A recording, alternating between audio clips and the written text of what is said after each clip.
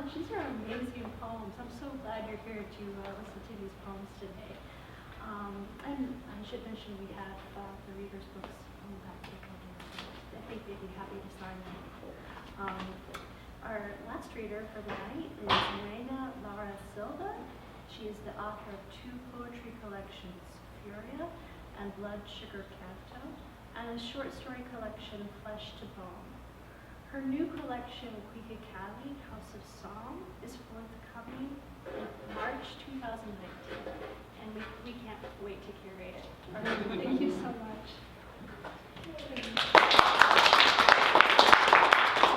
So yes, thank you all for coming out. I know that on days like this, nobody wants to wander out. And thank you very much, Natalia, for coming from San Antonio, and for Leslie for coming from Houston to join us this weekend. They don't know this yet, but we're going to take this on the road. We're going to go places. So I think subconsciously, I have made the decision to only read from the new collection, because I apparently just forgot all the books this morning. But also, I think with my second collection of poetry, I read the poems for 5 years before the book was published, and then for 3 years after it was published. So now I really want to read all the new ones. But also, this new book was written so quickly that there's a ton of poems that I haven't read out loud. And so I'm curious to read them out loud just to see what they sound like. And I think only Leslie's heard a few of these. So hopefully I don't repeat any of the ones that she's already heard. Although you will, because we're going on the road, and so you're going to hear all of them. So I'm going to start off actually with, we were talking last night about how sometimes during readings there ends up being a conversation between the work that is out there. And I love Natalia's Virgin X. And I don't know if I sent you this poem or not, the one called Qualique. I may not have sent it to you. So Qualique is one of the Aztec indigenous goddesses, the one that has the 2 snake heads, and that has a necklace of severed hands and hearts around her chest, and has clawed feet and talons and things like that. But she's so terrified the Spanish that they buried her in many places and built over statues of her. So they're still finding statues of her underneath Mexico City and in different places. And so this is a poem for Qualique. I am not your broken daughter, healing and breaking in turns. I've spent my life with your other faces, a pantheon of feminine gods, learning the lessons of humility and endurance, sacrifice and patience. I've known your name all my life, your name and the name they said was yours, softening all the hard consonants of you to fashion something softer to their foreign tongues. Your image was always there, even for me, born north of the river, to parents born north of the river. But my eyes never rested on you, never traced your image until I left the lands of my childhood. You lived in me, but I shied away, took refuge in turquoise and roses and stars and dark skin and powdered blue robes, in the round mother, the gentle mother, the earth mother.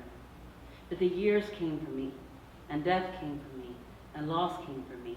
And how many times now have I grown new hearts, and then they came from my head.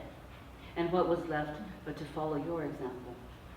I look in the mirror and see you. You are in my bones too, snake heads emerging from my neck, serpent skin over my face, serpent eyes and serpent fangs, and I keep surviving. At 43 now, I say your name in my sleep.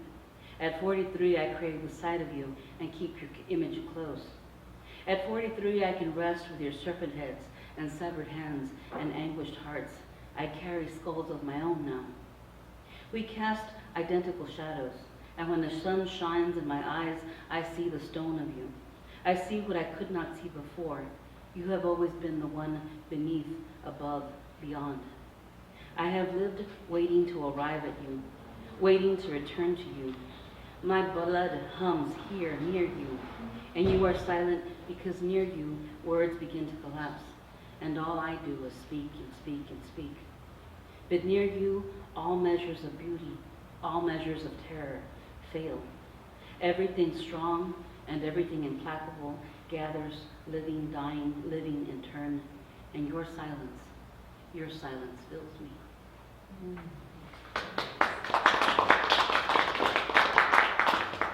Leslie's heard this one before, but I just like reading it. Thank you. So this came about because a friend of mine I was on a little road trip with a friend of mine and her husband. And we got into a conversation about first loves. And so I was talking about my first love at 17. My friend was talking about her first love at 16. And then her husband is like, I was in love when I was 5 years old. And so, you know, we thought he was being dramatic and we laughed at him or whatever. But he was like, no, seriously, I loved her. I thought we were going to get married and have a house and have kids and we were going to live together forever. I loved her. And he was so emphatic about it that it got us both thinking about like childhood love and how you don't think of those as being serious, even though when you stop and sit with it, like it really was, like that was. So anyway, so I remembered when I was in love at age 6 and wrote this. What I remembered yesterday.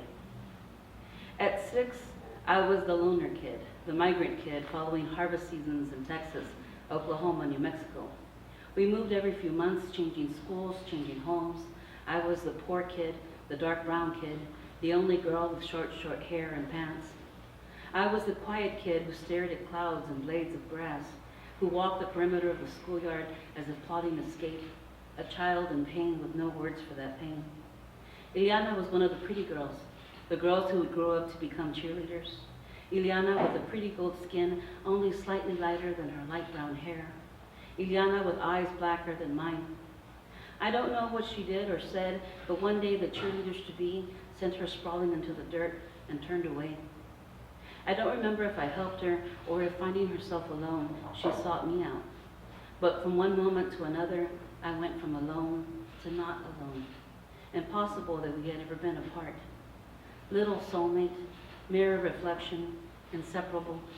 We had one shadow. We spent every second of our exile breathing the same air, staring at the same clouds, holding the same wildflowers. She held my hand. I loved her with all the passion of my 6-year-old heart. It seems as if that should be funny, but it isn't. Because the passion of my 6-year-old heart was not the passion of my 17-year-old heart or my 21-year-old heart or my heart at any other point. At 6, a heart is infinite, devoid of want, devoid of selfishness, devoid of games, devoid of possession, devoid of armor. At 6, a heart is infinite. I don't remember time. Was it weeks, months? I only remember I had no warning. One day to the next, her exile ended. The cheerleaders-to-be took her back. I waited for her, but she never returned to our meeting place. I watched to see if she'd turn and catch my eye and smile her quiet smile, but she never did. Almost 40 years later, I wonder, did it begin then? This lifelong love of heartbreak songs, betrayal songs, abandonment songs, unrequited songs. My 6-year-old voice didn't know the songs I would learn later. Maybe I was 15 or 16 or 17 when that song found me. The song I didn't know would follow me always, a song I know no matter how many years pass without singing it, a song I've known late, early, tired, drunk, sober, heart silent and heart feeling. Probablemente ya de mí te has olvidado y mientras tanto yo te seguiré esperando. Yesterday, I remembered the 6-year-old me and my 6-year-old heart, and I remembered what I had forgotten. The 6-year-old lives in me still, the 6-year-old in me that waits and waits and is still waiting.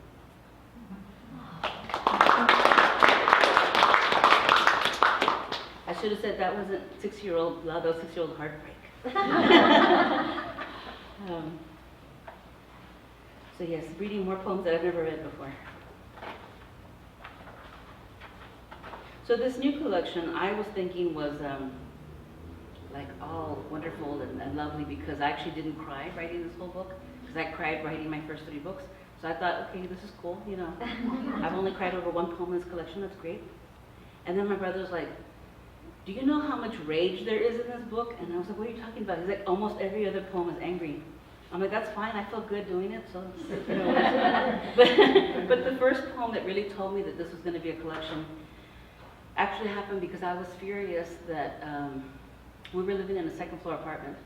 And my brother at the time had limited mobility, he wasn't in a wheelchair yet. But he was asleep, and while he was sleeping and I was at work, within 2 weeks, somebody tried to break into our apartment by climbing up to the second floor patio and trying the patio doors. So I was furious, and I was yelling at the apartment office, you better put up lights and put up security and do this and do that. And if not, one of these days I'm going to be out there at night and I'm going to be sitting out there in the dark with a machete and I'm going to cut whoever comes up. And I was serious. I was deadly serious. And I was furious, and I thought, this is more about just my fury of them, scaring my brother. So then this poem was born. After the third time, the would-be burglar climbed into my second floor patio and tried the doors. It is night. It is dark here.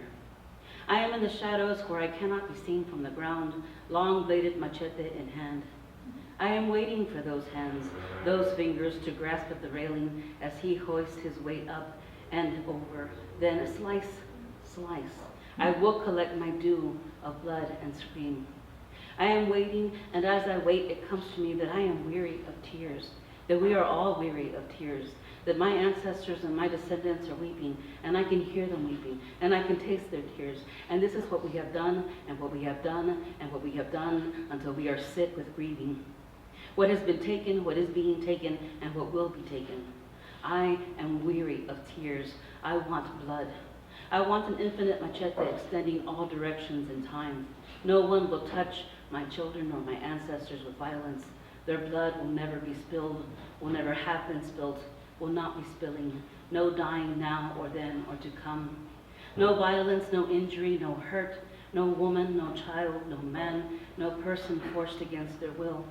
No patch of earth or water or sky violated or polluted, never violated in the time to come or the time that has passed. My infinite machete swung by my infinite strength, I will make a 1,000-layered necklace of severed hands to rest on my infinite chest. Let the fingers and limbs pile up in my wake. I am weary of tears. I am weary of grieving. They will not touch what is not theirs. They will not touch what is not theirs.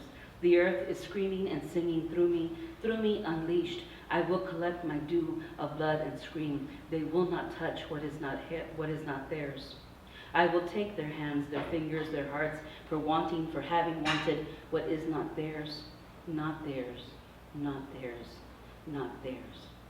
Not theirs, these bodies, these histories, these dreams, these families, these lands, these skies, these nations, these people, these freedoms, they are not theirs to take.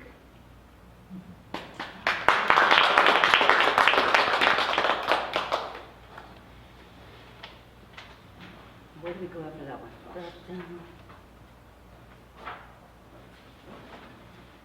We'll go to another one that Leslie has heard. So this is the poem I wrote while craving Whataburger. And while thinking about a road trip that I took, I was fortunate last spring to have been given a rural touring grant from the Texas Commission of the Arts. So they gave me money and told me, here, go do whatever you want. Just find 6 schools, nonprofit organizations, or colleges, do a reading, do a workshop, do a visit, do whatever you want. But set it up with them and just do all of it, and then just go. But make sure that it's the 6 counties near Laredo. So that's what I did. So I got to do a lot of driving because I thought it was fun to just make little day trips and go. And I didn't know what to do with this poem fragment for a long time, and then just one day this happened. So, background info.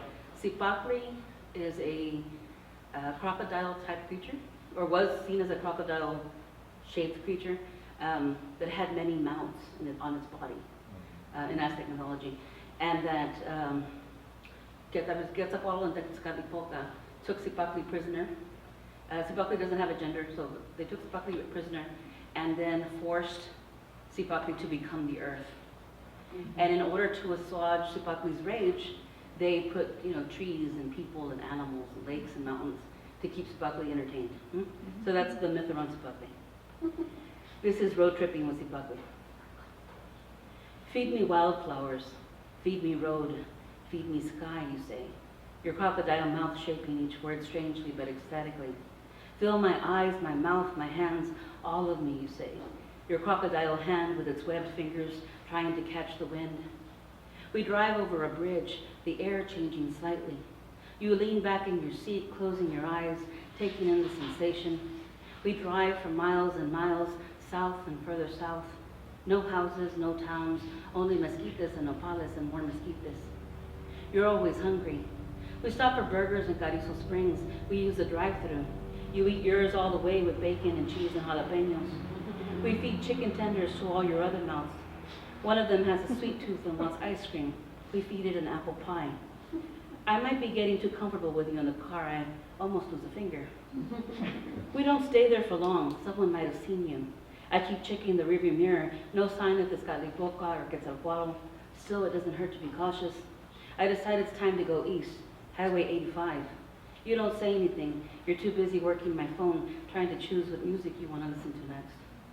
In Austin, you kept flipping back and forth between Willie Nelson and Ruben Ramos. In San Antonio, it was classic Tejano with lots of Selena and La Mafia and Maz and Elsa Garcia and San Herrera. After Uvalde, it was all Chente and Jose Alfredo and Lucha and Chavela. Finally, you put the phone down. There are so few cars on the road, I feel safe hitting 90 miles an hour. All of the huge bugs are killing with a windshield or dying to the sounds of El General, Don Omar, and Ivy Queen. I love the road, you exclaim, your body shivering from top to bottom. I just grin, showing all my teeth. I know what you mean, I say. There's nothing like it. I don't know where we're going. I didn't ask any questions when you showed up at my door and said, I've got to get out of town. I grabbed a change of clothes, some water, my bag, my keys. Everything else was already in the car. Serape, pillow, machete, essentials. It was still dark when we left, in the still cool morning of spring. I feel a sudden longing for the beach. I turn to look at you, wondering if that's what you need, the Gulf. Sao Padre is too crowded, but we could head to Port Isabel. Take that one road that goes and goes, trees and grass giving way to sand dunes and open sky. I could take you there. You look at me suddenly, your eyes intent, your words low and careful. I won't let them take me again. I'd rather die. I don't say anything, just nod. I don't call you corazón out loud, but you know it's what I always mean when I look at you. Not like I could talk around the knot in my throat anyway, but you understand. I won't leave you. Freedom or death.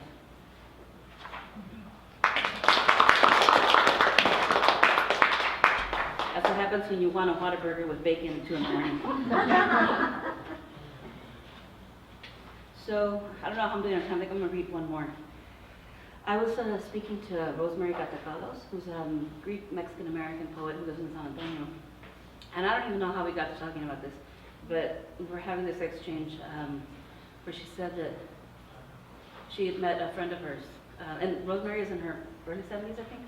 Probably. Somewhere around there. But she met with this friend of hers, and she said that the work of her life had not been about organizing literary events, and it hadn't been about her poetry, and it hadn't been about teaching or anything like that. That the work of her life had been about trying to become the best human she could be. And that poetry was one of the tools she'd use to become a better person. And so there was something she said that it's the epigram to this poem. Nosotras mismas somos la tierra nueva, lista para sembrar. So we ourselves are the earth, new and ready to be seeded. So this is called The Earth of Us. Into the flesh of us, lavender and jasmine and the stuff of stars. Almas mías, this is the work of our lives, the black earth of us, wet with tears and sweat and the sex of us, composted with our dreams and our tragedies, sunlight and moonlight limning the bone, marrow, blood, flesh, skin of us, all our words the knives for peeling away at the disordered, delicate, dangerous, disturbed of us, until light falls unfettered out of our eyes, the spoken, the prayed, the love in the hands of us. Seeds breaking open and the revolving, regenerating, rising intensity of us, and the sought for healing, stronger and stronger, streaming out of our chest in the expanding suns of us. At our end, there will be only one essential story, what we made of the earth of us.